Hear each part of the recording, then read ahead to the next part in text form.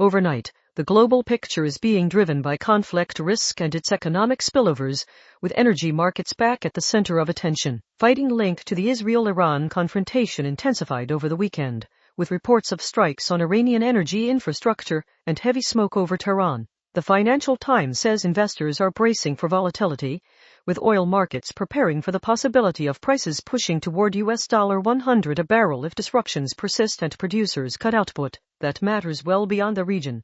Higher oil prices feed directly into global inflation pressures, complicate central bank plans for rate cuts, and raise recession risks for energy-importing economies. The conflict is also widening the strategic debate. Al Jazeera reports on Israel's intelligence operations and renewed escalation in Lebanon, while the BBC notes tensions in Cyprus over the presence of UK military bases after a drone strike targeted RAF Akrotiri. In Europe, Norway is investigating an explosion at the U.S. Embassy in Oslo as possible terrorism, though police say other motives are also being examined. Separately, severe weather in the United States has killed at least 6 people in tornadoes across Michigan and Oklahoma, highlighting ongoing disaster response pressures. On the technology front, there are no major standalone AI policy announcements in the supplied coverage, but the broader technological revolution theme is evident in how conflict, markets, and security are interacting.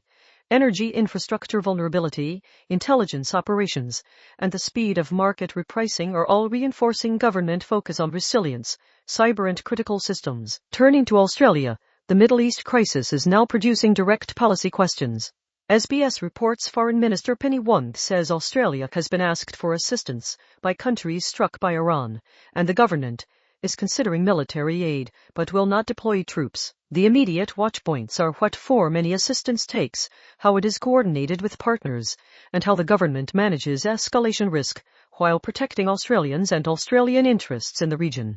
On the domestic economy and cost of living pressures, The Guardian highlights scrutiny of the fuel tax credit scheme, describing it as a major budget cost that effectively subsidizes diesel and petrol use for industry, including mining. With the federal budget under pressure, the debate is sharpening around whether winding back the scheme could both improve the fiscal position and better align policy with emissions reduction goals. This is likely to remain a politically sensitive issue given regional and industry impacts. In New South Wales, infrastructure is the key material development.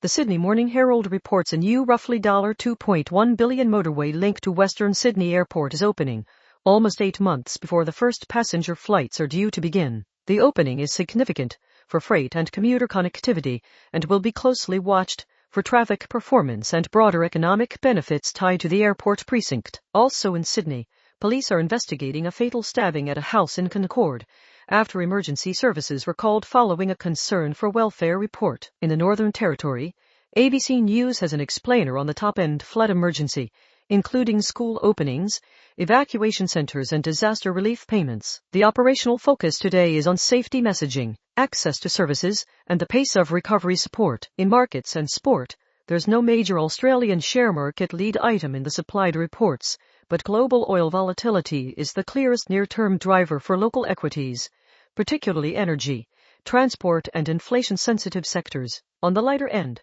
the Matildas drew 3-3 with South Korea in Sydney, finishing second in their Asian Cup group, and in Melbourne, qualifying at Albert Park featured a crash for Oscar Piastri, while George Russell took pole.